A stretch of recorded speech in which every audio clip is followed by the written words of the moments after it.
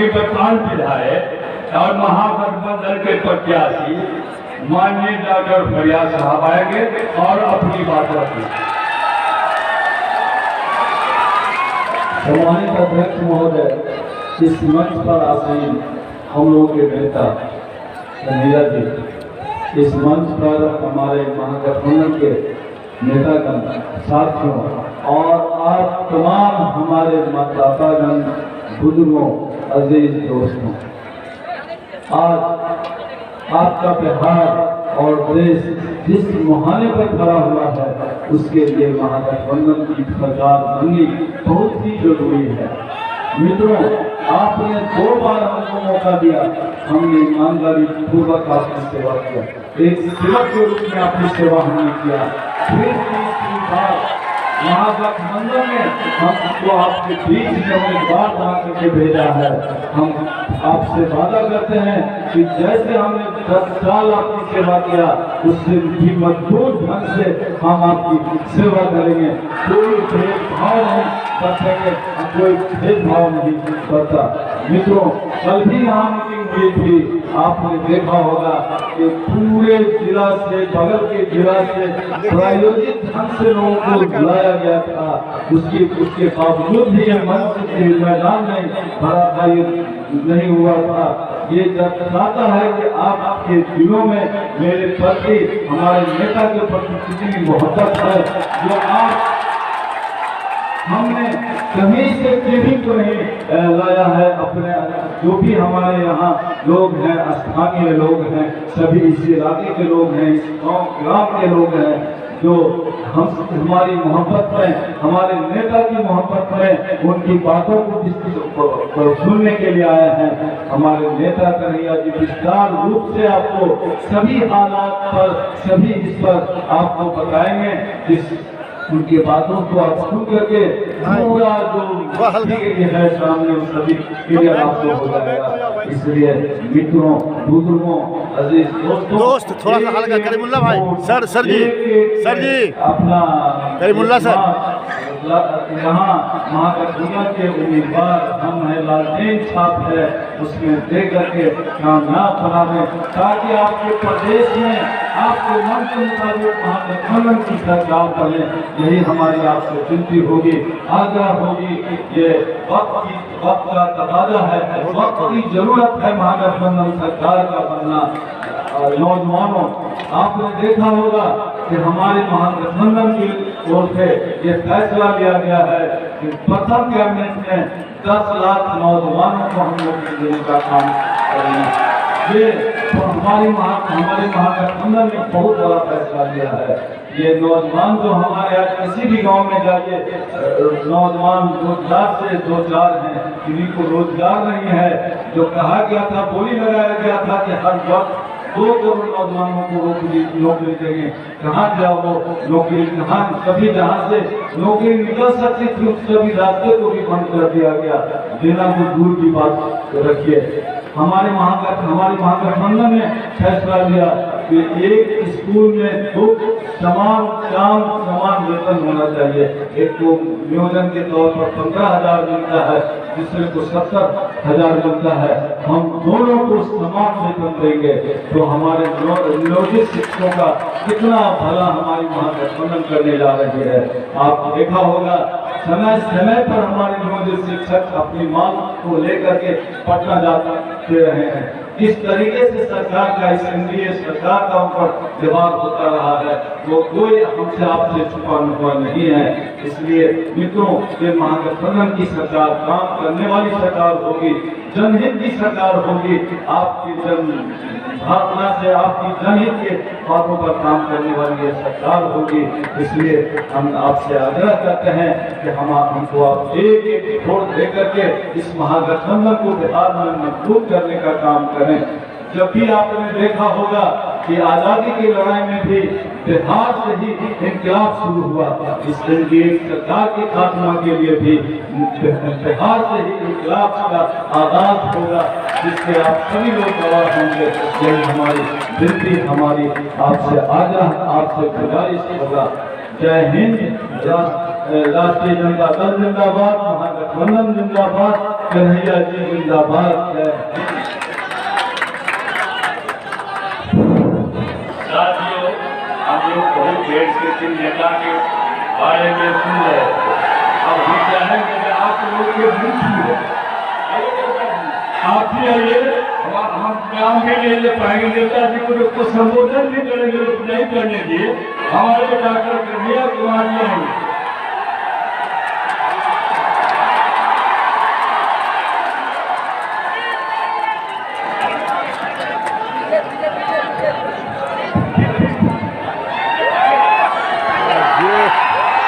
जियो शेर।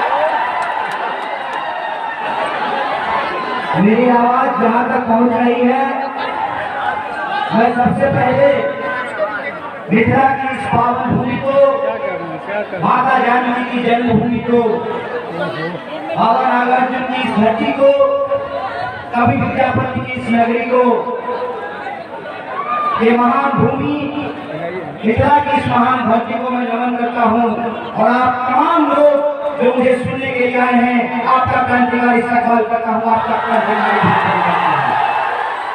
दोस्तों, मंच पे उपस्थित महागठबंधन के प्रत्याशी फयाज जी, सीपीआई के नेतागण, राष्ट्रीय जनता दल के नेतागण, कांग्रेस पार्टी के नेतागण, सीपीआईएम के नेतागण और सीपीआईएम के तमाम नेताओं का मैं क्रांतिकारी इस्तकबाल करता हूँ, आपका बहुत बहुत धन्यवाद करता हूँ कि आपने बाबा नागार्जुन की पुण्यतिथि के मौके पर मुझे इस धरती पर आने का सुअवसर दिया है। साथ ही साथ इस मैदान में मैं देख रहा हूँ हमारे आदरणीय बुजुर्ग पधारे हैं, माँ बहनें पधारी हैं, नौजवान दोस्त छतों पे बैठे हुए हैं और मेरी आवाज जिन दुकानदार भाइयों तक पहुंच रही है, मेहनत मजदूरी करने वाले, खेतों में खून पसीना बहाने वाले, नौकरी करके, बिजनेस करके अपने परिवार का भरण पोषण करने वाले इस विधानसभा के आप तमाम नागरिकों को मैं पुनः नमन करता हूँ, आपका नमस्कार करता हूँ, आपका आभार करता हूँ। दोस्तों, विधानसभा चुनाव का मौका है और विधानसभा चुनाव में दो तरह के लोगों के बीच संघर्ष हो रहा है। एक तरफ वो लोग हैं जो पहले कीचड़ फैलाते हैं, फिर उसमें कमल खिलाते हैं। एक तरफ वो लोग हैं जो कहते हैं कि तू इधर उधर की बात ना कर, ये बता कि रोजगार मिटा कैसे। एक तरफ वो लोग हैं। आप देखिए कि इस धरती पर आकर, मिथिला की इस महान भूमि पर आकर एक साहब आए थे और हम लोगों को धर्म कर्म का ज्ञान दे रहे थे। एक बात हमको बताइए, मिथिला की इस धरती को, जिसको माता जानकी की जन्मभूमि कही जाती है, आज भी जब हमारे यहाँ बारात आती है, शादियां होती हैं, तो एक गीत गाया जाता है, अवध नगरिया से अइले बरियतिया। मिथिला की धरती पर जहाँ मंडन मिश्र पैदा हुए और उस मंडन मिश्र ने शंकराचार्य को परास्त किया था धर्म कर्म के सवाल पर, ज्ञान के सवाल पर। ज्ञान की भूमि पर आकर एक साहब हम लोगों को राम जी का नाम लेने के लिए सिखा रहे थे। एक बात मुझे आप बताइए, मेरा जन्म इसी मिथिला में हुआ है, हर साल हमारे यहाँ राम विवाह होता है। क्या मिथिला की धरती पर राम जी का नाम बिना सीता का लिया जाता है? हम तो कहते हैं सियापति रामचंद्र की जय। बिना सीता जी के राम जी का नाम अधूरा है, बिना राधा के कृष्ण जी का नाम अधूरा है। कहते हैं ना, जाके पैर न फटे बिवाई, होगा जाने पीठ पड़ाई। अपनी महिलाओं की इज्जत नहीं करने वालों को यह समझ में नहीं आता है कि भगवान भी अर्धनारेश्वर का रूप लेकर के अवतार लिए थे। मिथिला की वो धरती है, मिथिला की वो पावन भूमि है। यहाँ आकर के हमसे धर्म कर्म की बात करते हैं। एक सवाल मैं आपसे पूछना चाहता हूँ। आप में से बहुत सारे लोगों ने रामचरितमानस पढ़ा होगा, रामायण और महाभारत देखा होगा। एक बात मुझे बताइए कि जो राजपाट छोड़ दे उसको सन्यासी कहते हैं, या जो भगवा धारण करके मुख्यमंत्री की गद्दी पर बैठ जाए उसको सन्यासी कहते हैं? बताइए किसको सन्यासी कहते हैं? जो राजपाट छोड़ दे उसको सन्यासी कहते हैं। जो गृहस्थ धर्म का त्याग कर दे उसको सन्यासी कहते हैं। इसीलिए मैं कहता हूँ भगवा रंग के प्रति सम्मान है मन में, क्योंकि भगवा रंग वीरता का प्रतीक है।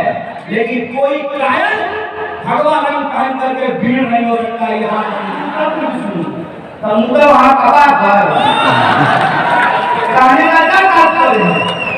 कहने का तात्पर्य ये है कि कौन सा ऐसा जर्रा है, कौन सा ऐसा कतरा है, ब्रह्मांड का वो कौन सा ऐसा हिस्सा है जो प्रभु श्री राम के नाम से गुलजार नहीं है, जो ऊपर वाले के नाम से गुलजार नहीं है।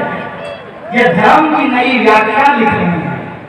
करोगे शास्त्रार्थ पढ़े और रामचरितमानस और ये मंडन मिश्र की धरती है, याद दिला देते हैं। शंकराचार्य को धर्म कर्म के सगा सवाल पे हमने पास किया है।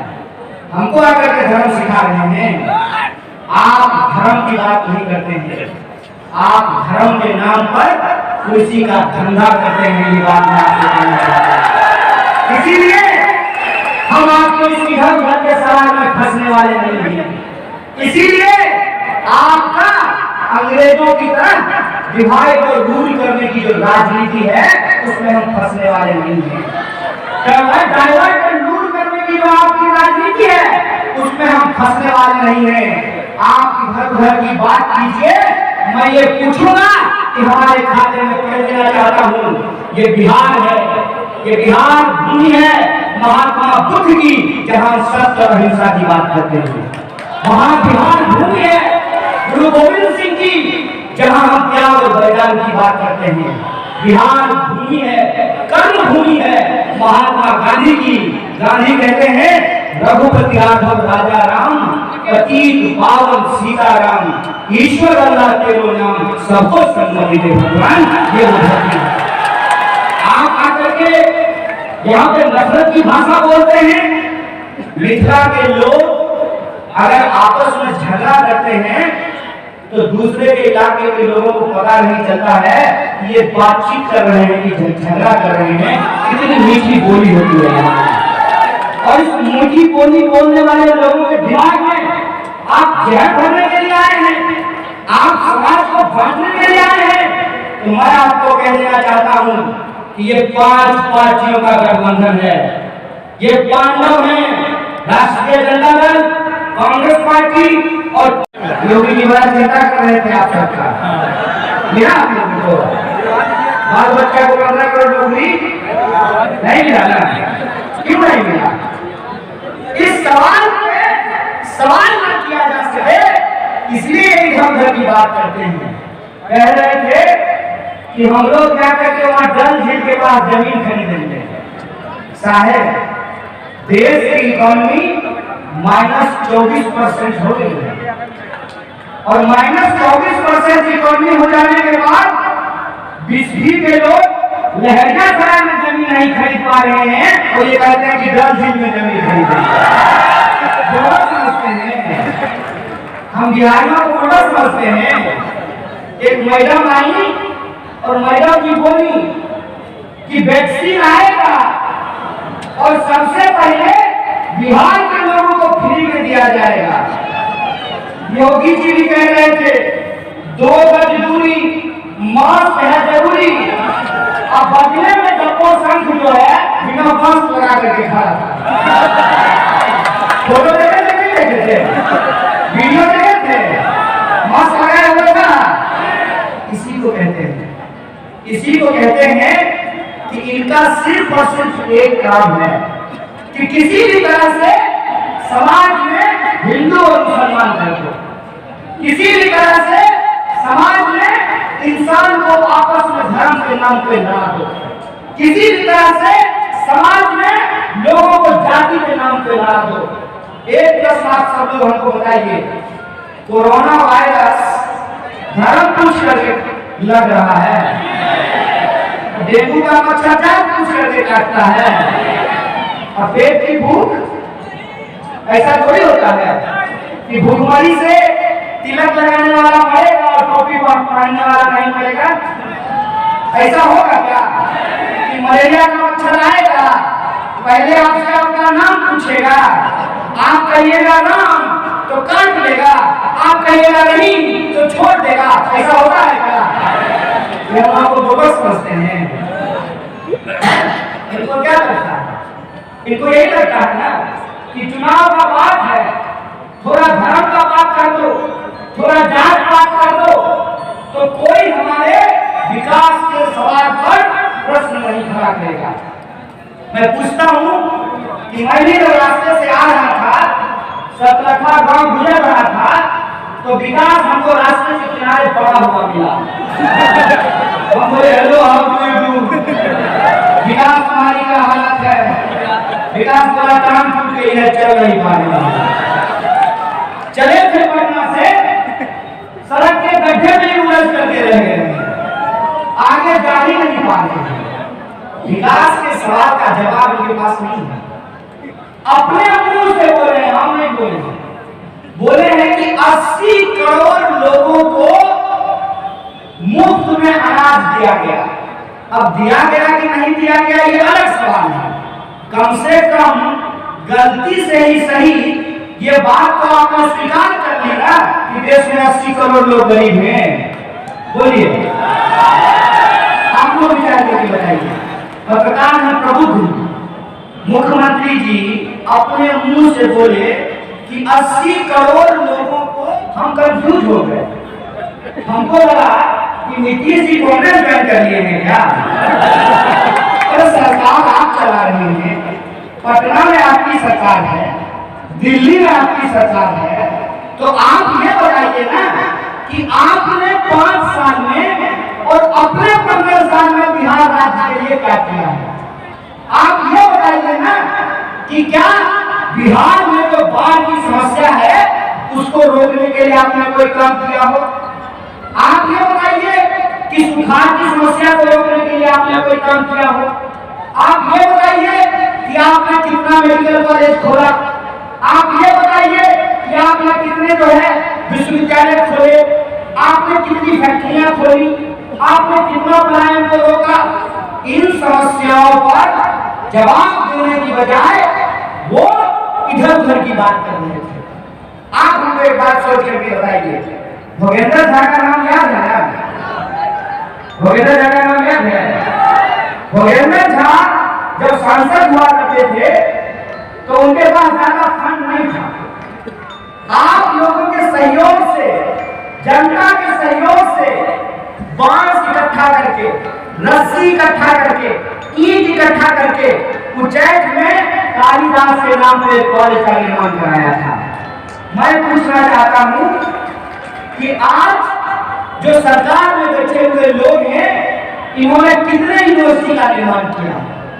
ललित नारायण मिथिला यूनिवर्सिटी की हालत जाकर के देख लीजिए, मगध यूनिवर्सिटी की हालत जाकर के देख लीजिए, पटना यूनिवर्सिटी जिसको ईस्ट ऑक्सफोर्ड कहा जाता था, उस यूनिवर्सिटी की हालत जाकर के देख लीजिए। ये चाहते नहीं है कि हमारे परिवार के लोगों की, हमारे बच्चों की पढ़ाई लिखाई की बात हो सके। ये चाहते नहीं है कि हमारे घड़ी में है, सिर्फ हल्ला करने से, सिर्फ जोश दिखाने से काम नहीं चलने वाला है। आप जानते हैं ये कठिन लड़ाई है। इस कठिन लड़ाई में हमको बड़ी मुश्किल से कम संसाधनों में अपने इस काम को करना पड़ेगा। आज ही मुझे कई इलाकों में जाना था, कम संसाधन के चलते मैं बहुत जगह नहीं पहुंच पा रहा हूं।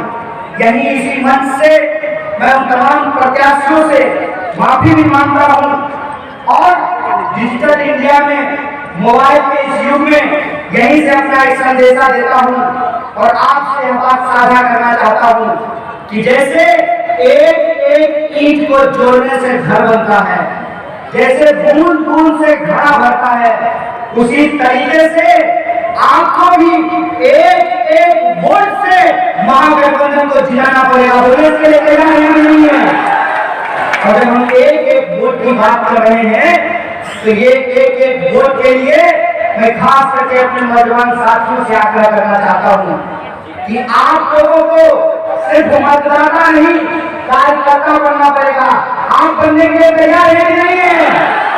अगर आप मतदाता के साथ साथ कार्यकर्ता बनने के लिए तैयार हैं तो आपको सुबह तैयार होकर के 7 तारीख को बूथों पे पहुंचना होगा और अपने नौजवान दोस्तों को इकट्ठा करके टोली बना करके हमारे जो आदरणीय बुजुर्ग हैं कोरोना प्रोटोकॉल का पालन करते हुए उनको मतदान केंद्रों तक ले जाना पड़ेगा और इस नारे के साथ कि पहले मतदान फिर कोई दूसरा काम। एक एक मतदान आप लोगों को कराना पड़ेगा और ये एक एक मतदान जब आप कराएंगे तो एक बात आप अपने दिमाग में रखिएगा कि ये चुनाव महज चुनाव नहीं है, जन आंदोलन है। और इस जन आंदोलन में जो बदलाव के पक्ष में है आप लोग है कि नहीं है?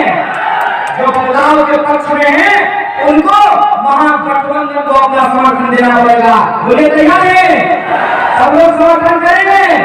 तो मैं आपको भरोसा दिलाता हूँ कि इस बार बिहार का चुनाव रोजगार के सवाल पे होगा।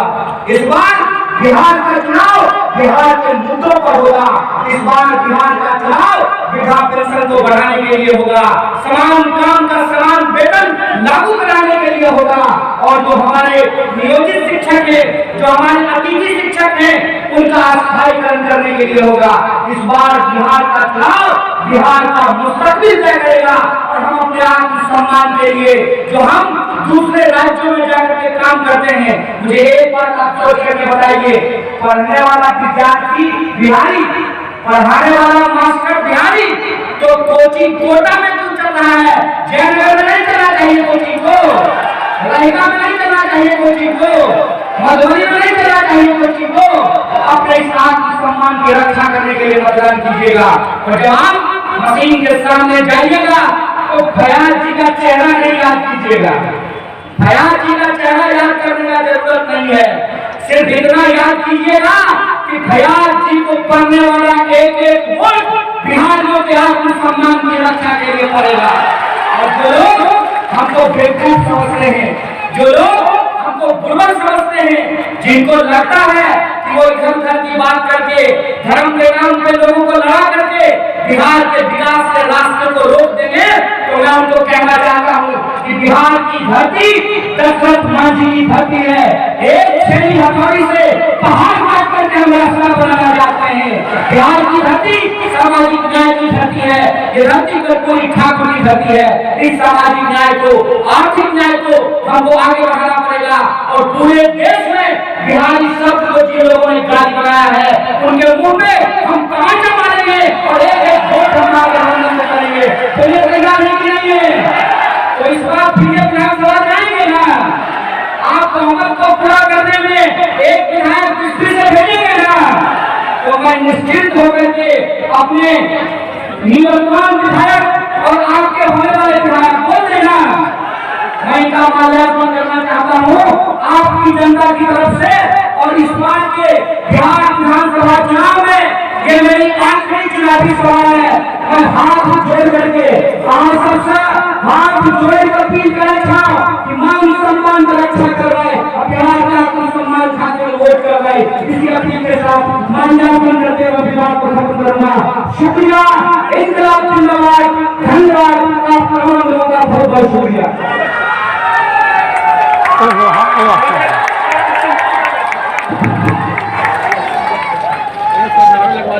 गठबंधन जिंदाबाद।